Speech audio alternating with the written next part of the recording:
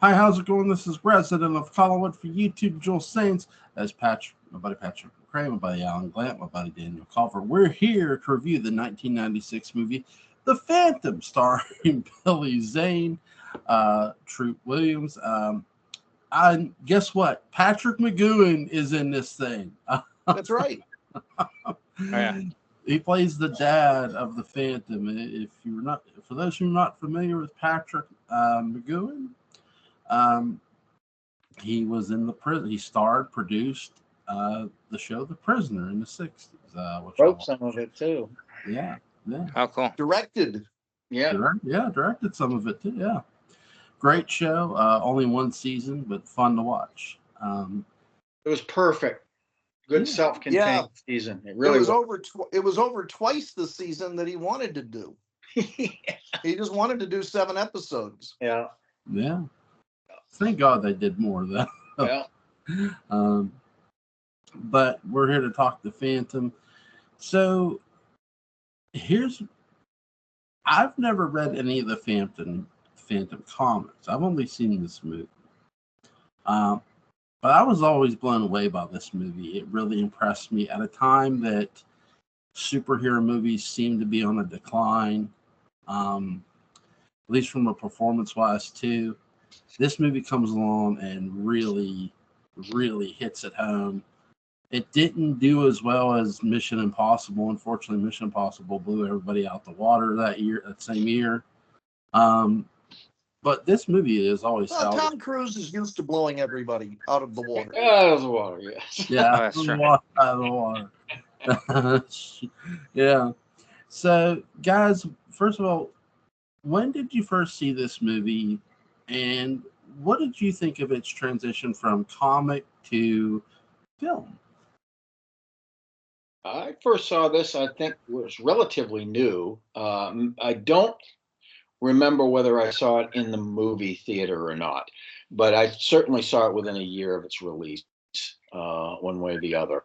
For me, it was, I think it was an attempt at something that they also attempted to do with The Shadow, which was create something that had that feeling of those 1930s, 40s melodramatic movie serials.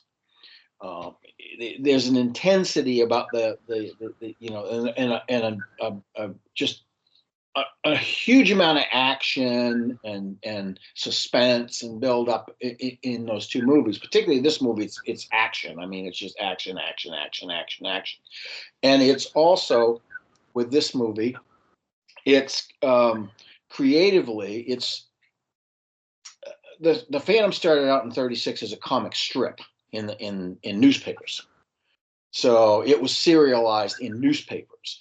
And so that's why you got this repetitive stuff about the ghost who walks and, you know, all that sort of thing, the skull ring and all that. So that, you know, a person reads it once a week or whatever, they get the feeling of this whole melodramatic story. And he, I mean, he is a quintessential superhero. I mean, he predates Superman by a couple of years. I know. And he's a man in tights too, you know. I mean, so Patrick? Was this 95 or 96? 96. 96. Oh, sorry. I saw this opening day. For a while, the Vogue, because of Associated Theaters, had sister theaters, some of which were first run. Mm-hmm. They were in a terrible neighborhood near Fort Knox, which has since become gentrified and is now a fancy neighborhood. Mm-hmm.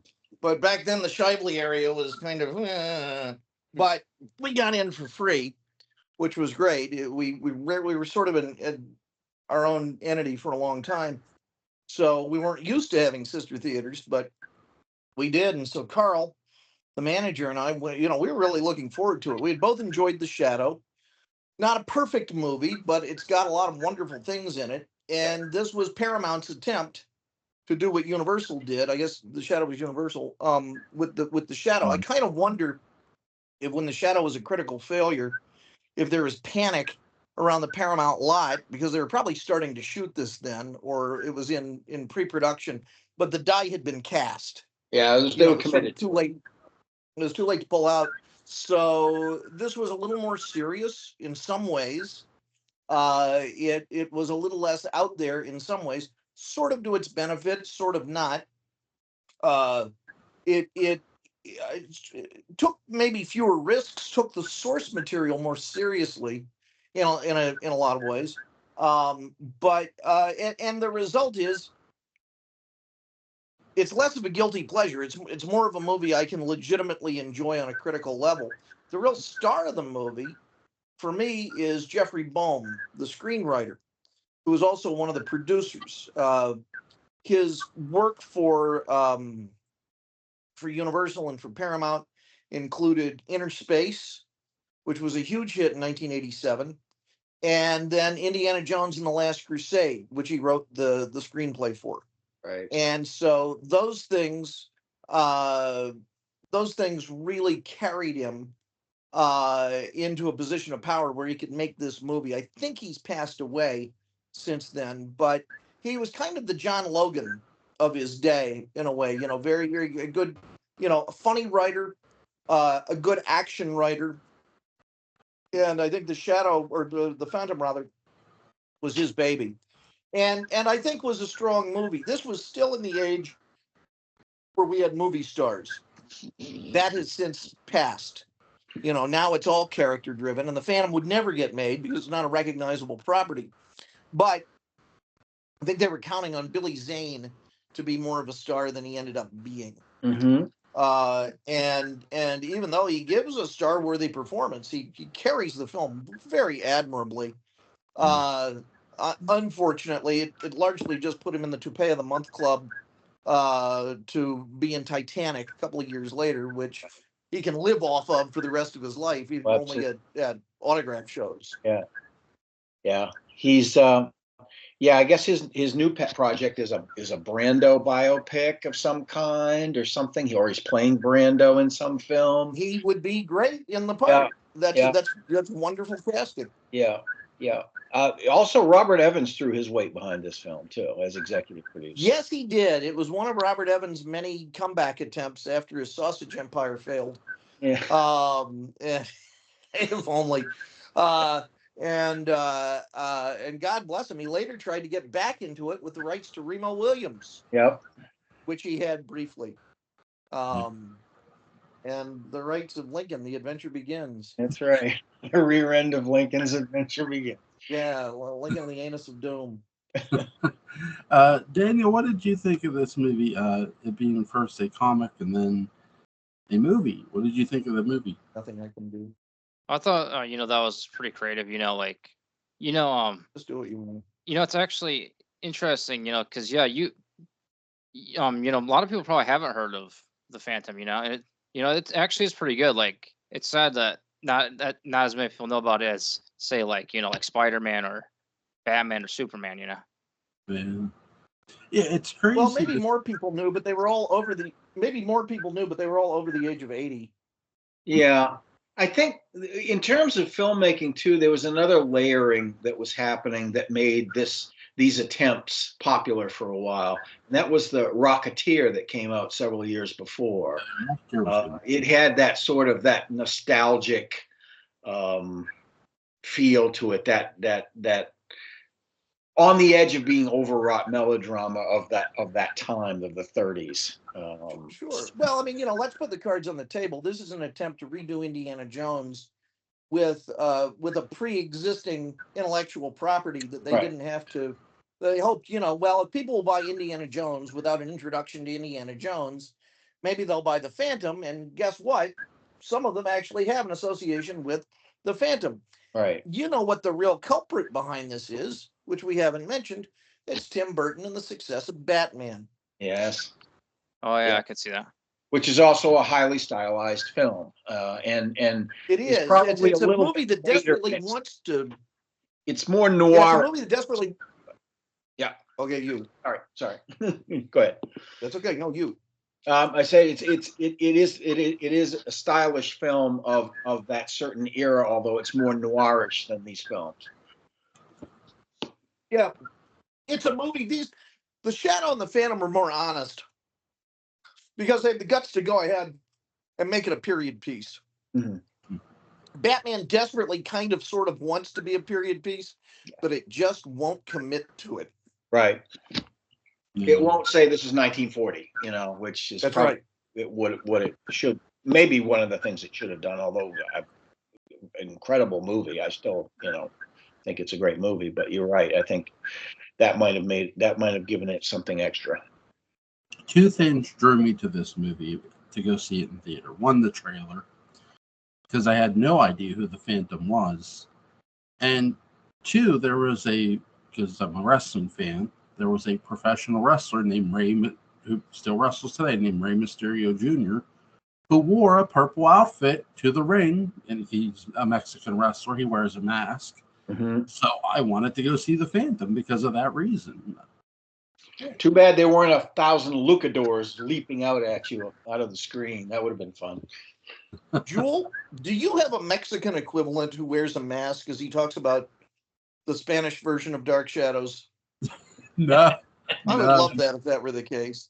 No, but that needs to be a thing for sure. I know a guy that did stand-up comedy for a while, and he had a character that that wore a Lucha Libre mask called El Diablo Blanco, the White Devil. And it was hilarious. He used to do open mic nights, and he was hilarious. Just the attitude. I mean, he didn't even really tell that many jokes. It was just this sort of character that he played. Oh, is it pronounced Lucha Libre? I always thought it's pronounced Lucha Libre. I've always heard it Lucador, but it might be. I mean, I might be pronouncing it wrong. I don't have ultimate confidence in my Spanish to say that. So that's fine. Yeah. It is Lucha Libre. If you listen to Keeping It 100, Conan, who has wrestled down in Mexico, okay. He actually also does production work down there for them on occasion. You can also get him on Twitter at Keeping It 100. Great content those guys have. Him and Disco Inferno, Glenn Gilbert. But with this, the Phantom, I do agree. Billy Zane does a great job being the star, and Treat Williams does a hell of a job being the heel. He's one of the most entertaining heels probably in movie history with this. There's two legit, until the end of the movie, you have two legit threat heels because Catherine Zeta-Jones, she becomes a babyface. It's Treat and the other guy who stabbed Billy Zane's dad. Yeah.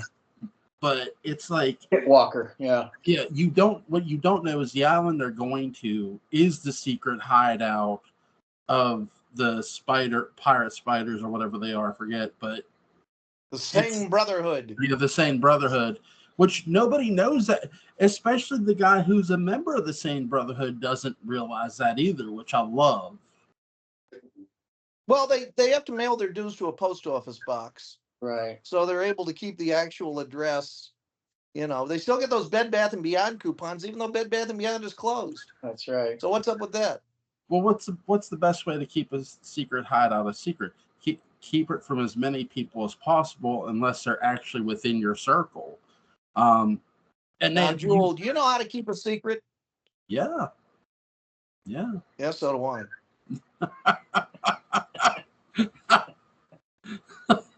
Oh my God.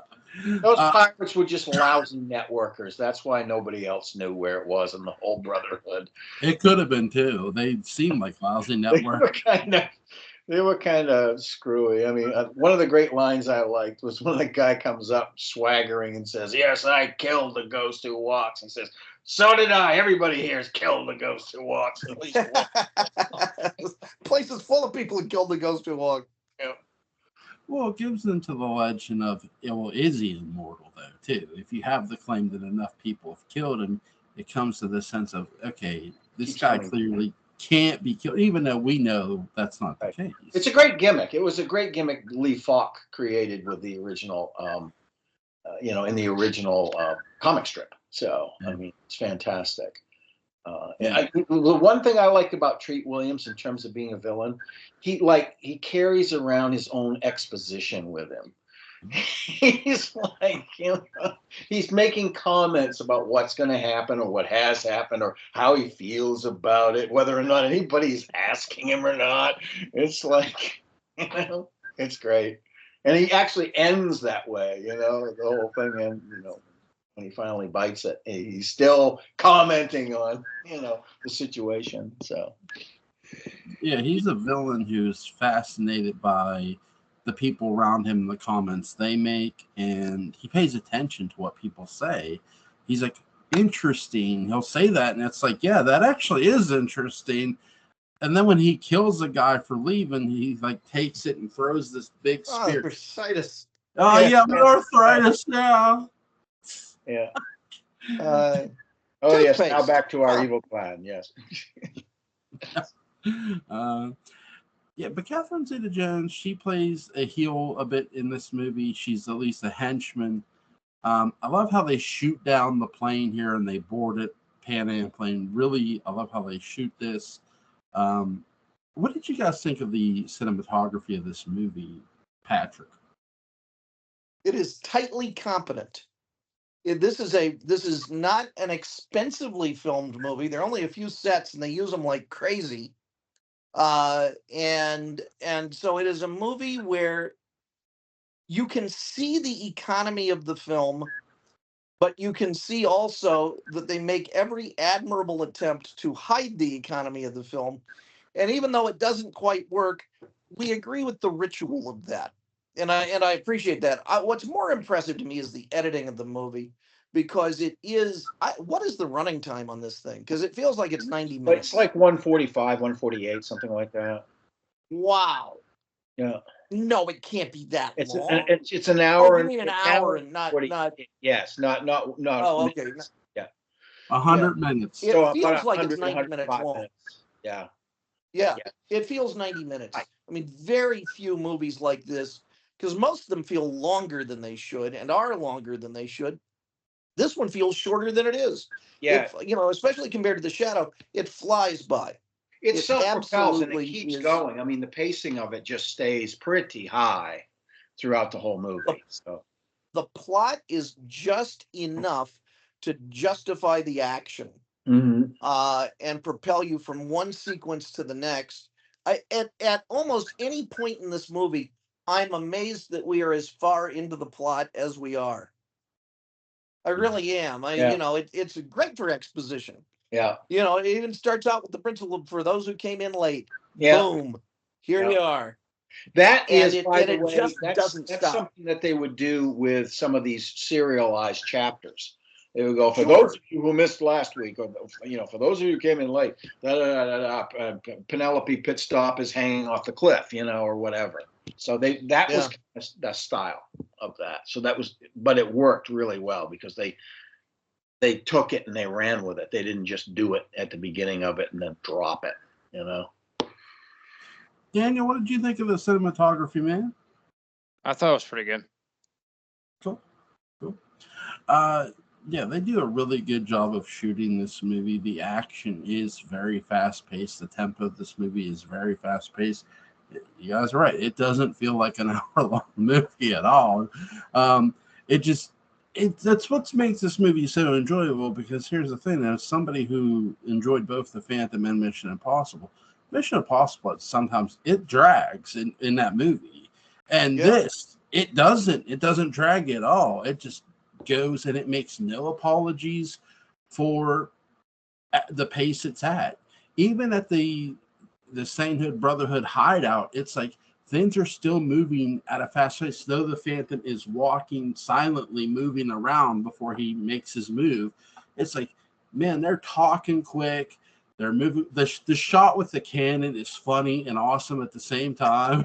Yeah, that is awesome. Richie Aprile from The Sopranos gets his in this movie. Yeah. Because even when going back watching stuff, I forgot about the cannon, and I'm like, oh yeah, he shoots it with the cannon. good. Because you're not expecting that at all. And it's very comic strip because it doesn't cut him in half. It just like hurls him. Yeah. Because you're expecting, like, wait, what's gonna happen? Like, if you're rewatching this, it's like, wait, what's gonna happen here again? And it launches his ass into the water. Yeah, It's all the cheese. It's binding.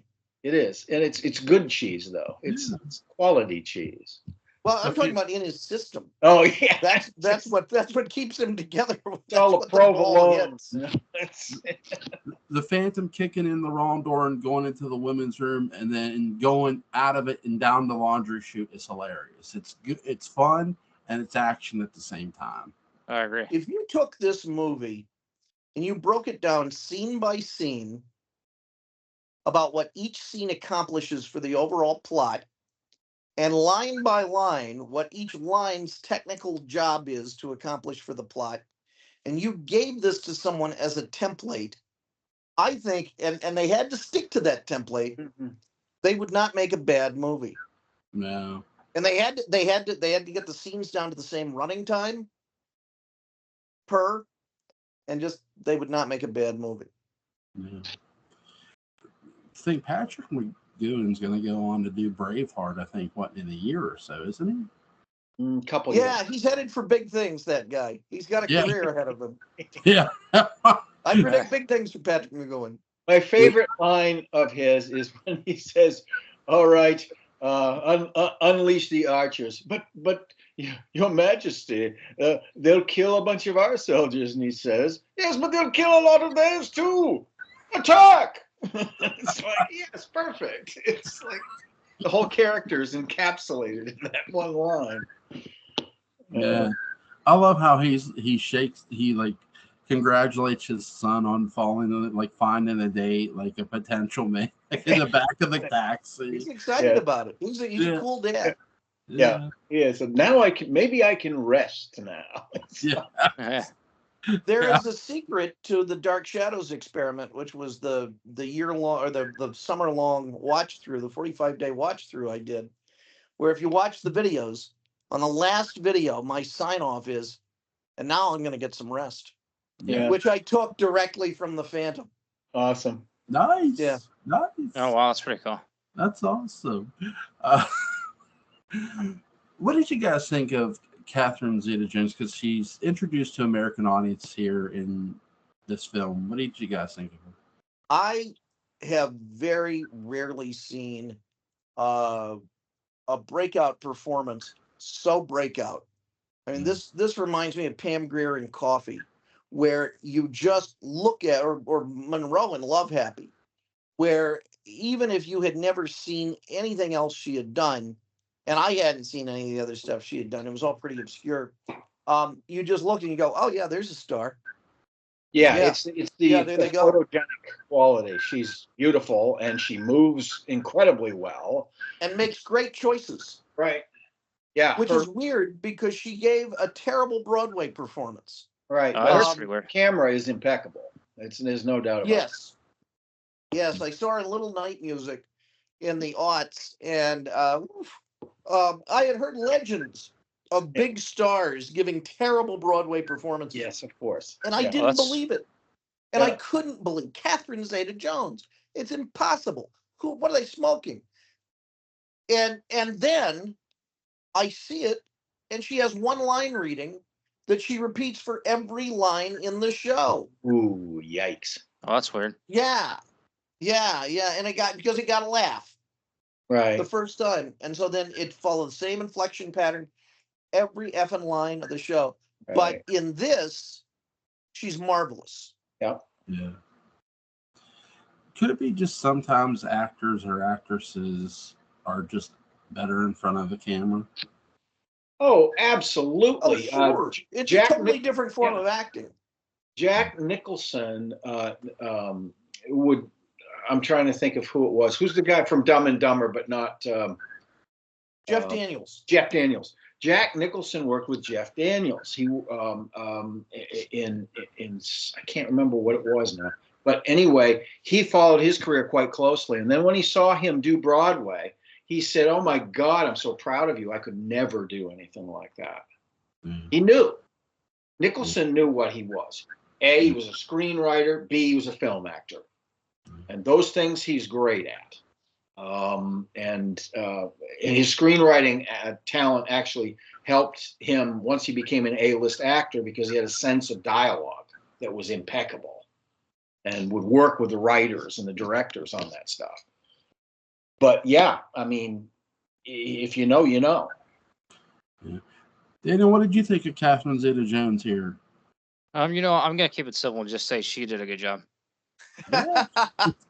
Good job. Good for you. Hot Welsh woman. She would go on to have an amazing career. She'd be in Entrapment with Sean Connery. She'd be in 2 Zorro movies.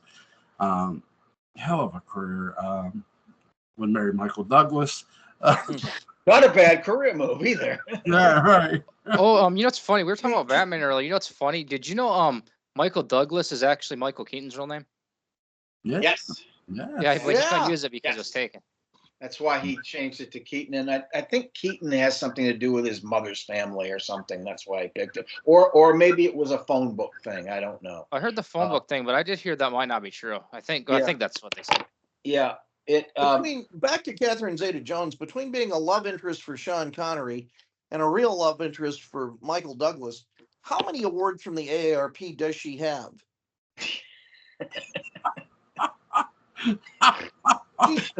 She's done more for senior citizens than Geritol. I was about to. Yes, it's true. She gets the Lawrence Welk Geritol Award for assisting seniors.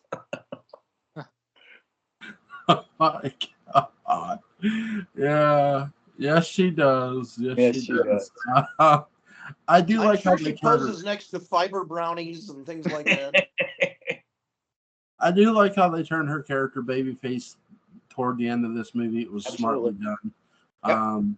I got to give the writers a lot of credit, and her a lot of credit, how it's done, because the other actress in this movie who's playing the female protagonist, she's like, "What's wrong with you?" You know, and she's asking her questions, and I think she makes herself aware, like, you're a woman, you have every say to do what you want to do.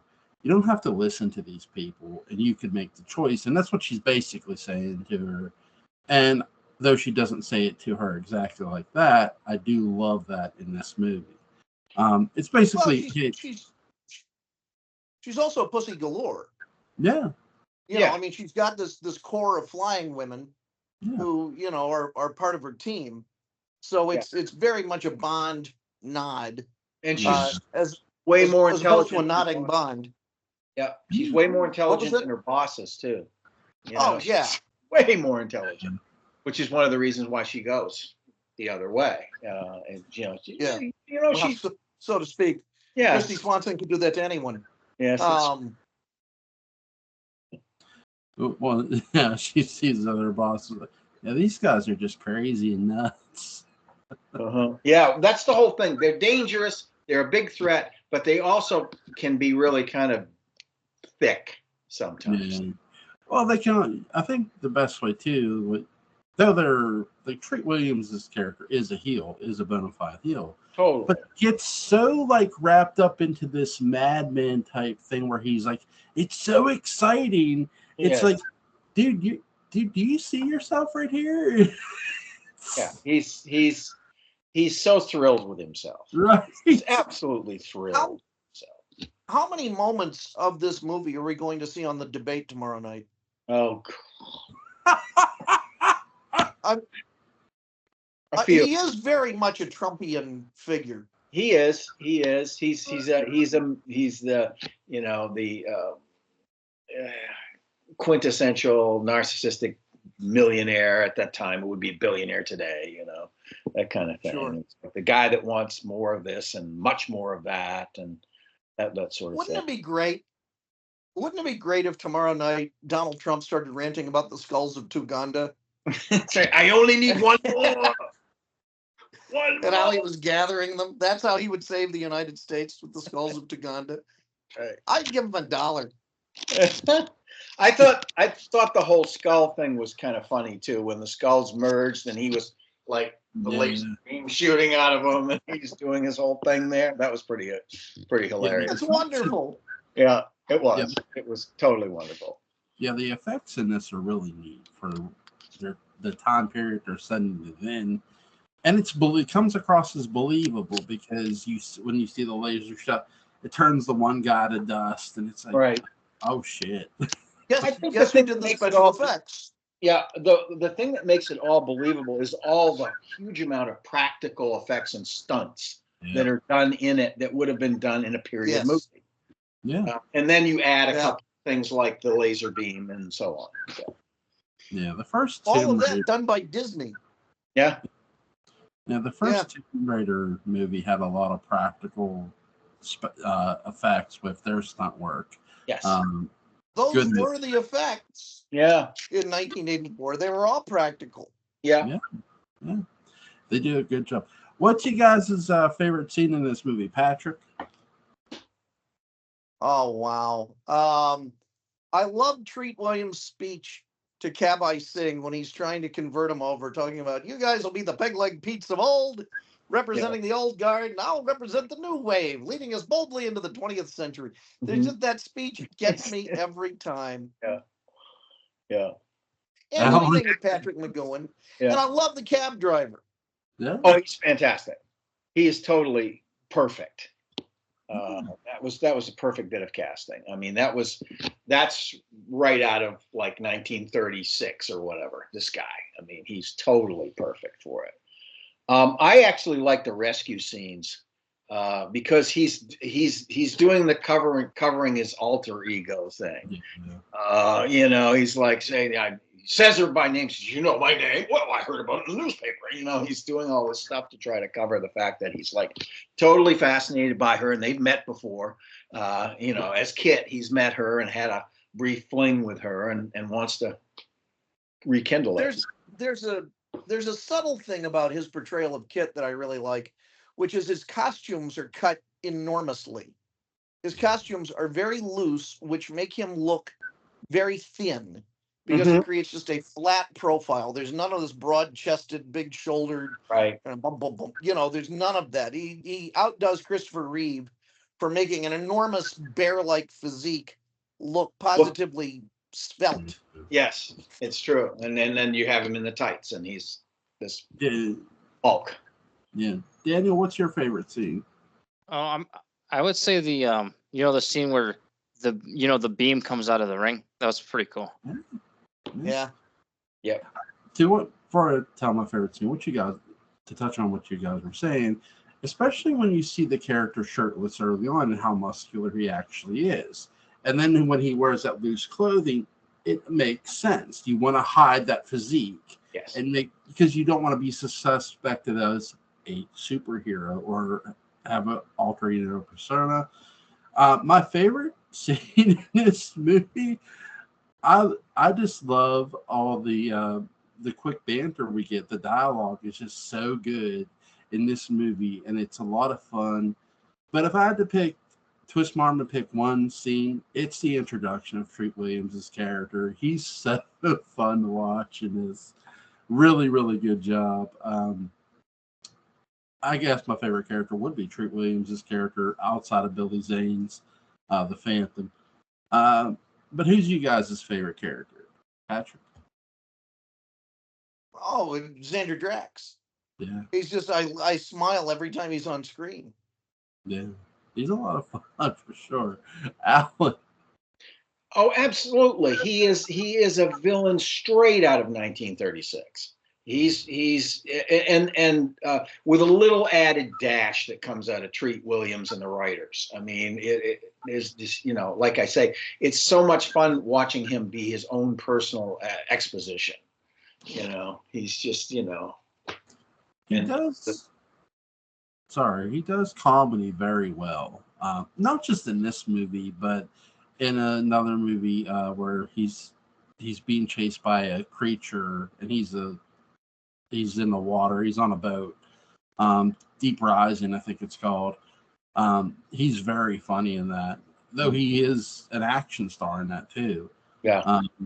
He's done other movies too that he's been an action star in. What an amazing career the late Treat Williams had. Now, Jewel, if you want to see Treat Williams funny, There's a movie called The Ritz, which Yeah. I highly recommend. Oh yeah. He plays a private detective who speaks in a falsetto voice, who has to break into a gay bathhouse to hunt down a man on the run.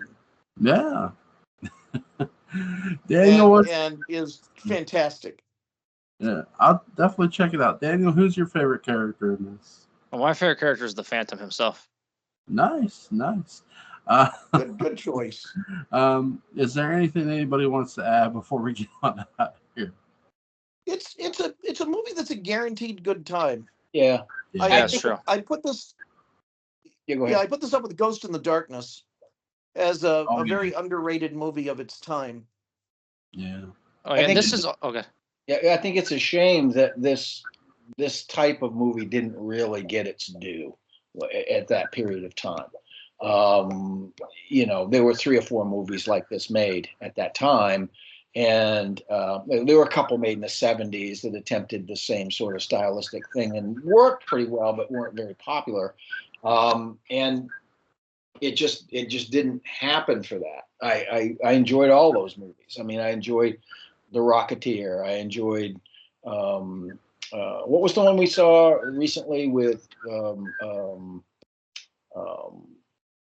Well, Doc Savage, Man of Bronze. yeah, Doc Savage. Yeah, exactly. From the mid 70s. We also saw one that was set in a Victorian era that had elements of this sort of style to it as well. The Great Train Robbery had some of that. It has some of that and some of that scene work. It's a little bit more straightforward, but then you had this and The Shadow, which came out within 2 years, I guess. Was it 94, 96, something like that? Yeah. And I enjoyed them very much too. I thought The Shadow was a little bit more flawed pace-wise, but I still enjoyed they took a black and white style and they used saturated color in it, which I thought was really fantastic. Really worked well. That, in terms of the cinematography for this film, I thought was a really nice touch. You got a lot of really good, strong color in this. Yeah. Oh yeah. If you for those listening, if you want to watch this is actually free on YouTube. It is. Yes. Yep. Oh, great. Yeah. Yep. Thank you, Paramount. I will leave a link in the description box so that let's still watch it. They can It has ads in it, but it's legitimately free. So. Or you Yeah, could like just with go, ads. or you could just go buy it on Blu-ray. And just Well, own it's it. not. I'm sure you can buy it for a relatively inexpensive price too. If you Oh want yeah. a library. It's on Walmart for $17. I think that. Yeah, it's not too bad. No, I'd buy it. So. You should Well, totally buy Jewel, it. what do you want to look at next? Oh man, there's a lot. Well, here's the thing. Thursday, would you guys be good for Thursday for Monster Squad? Yeah, I am. Oh, is that on the stream service? Sorry to interrupt you. That's on the Internet Archives. I can send you a link. Okay. Hit me up after Thursday. I'm going into a production week, so I think the next few days I'm going to have to bow. But hit me up after Thursday. Hopefully, I'll be relatively sane and energetic by that time. So. Okay. So between now and then, well, Daniel, do you have any thoughts? Oh, that's a good question.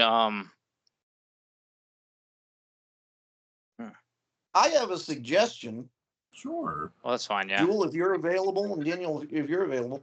It's a movie I mentioned earlier. It was made around this time, but it's worth looking at. It's a William Goldman screenplay, and it's Ghost in the Darkness. I've seen it. What do you think? Do you like it? It's a hell of a movie, and it's based on an actual. It is. I think it's worth. Yeah, it's worth talking about. Well, you can see the lions at the Chicago Field Museum, I think. Yeah. Yes. A couple of the skins. Yeah. Been reprinted. Val Kilmer and Michael Douglas. That's all you need to know. That's right. Oh yeah. Yeah, it's very good. Yeah. It's very good piece of drama. Alan, do you mind if we do go that in for your it. absence? Absolutely. I've seen it. Okay. I've seen it a couple of times, so I can appreciate it anyway. But yeah, go for it. That's another movie. I That's rented.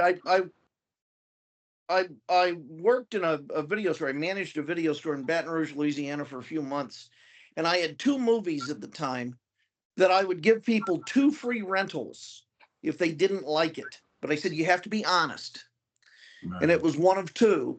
And I never had anyone take me up on it. They all rented the movie. They all liked it. They didn't ask for the 2 free movies. They all said, no, we liked it. Cool. So I'd give them 2 free rentals anyway. Yeah. This is another movie that's free on YouTube, by the way. So, Oh, terrific. So Since you asked, the other movie was Flirting with Disaster with Ben Stiller, which is a movie that, at the time at least, I think was impossible to dislike. It was a very sharp, smart comedy. I've seen, let me see, I've seen, how many Ben Stiller movies I've seen? I've seen that superhero movie he did. I saw, He's made a lot of movies, Joel. yeah, We'll be here all night. Yeah. He's made a lot of movies for sure. So yeah, does anybody want to add anything before we go? So I don't know. It's a great movie. Okay. 10. Yeah, For me, I'd give it a 9 or a 10. Yeah. Yeah. The Especially Phantom, for its particular style. It's very well done. I think Yes, the Phantom is probably most definitely the most underrated superhero movie ever made, and it needs to be more appreciated for sure. Definitely a 10. Everybody does a great job, and this movie will not bore you at all. No, Links to Alan Glenn's YouTube channel, Collins Port After Dark, will be in the description box. Link to Daniel Culver's YouTube channel, Killenberg, will be in the description box. Link to Patrick Crazy Dark Shadows Day Book of Battle will be in the description box. Good night, gentlemen.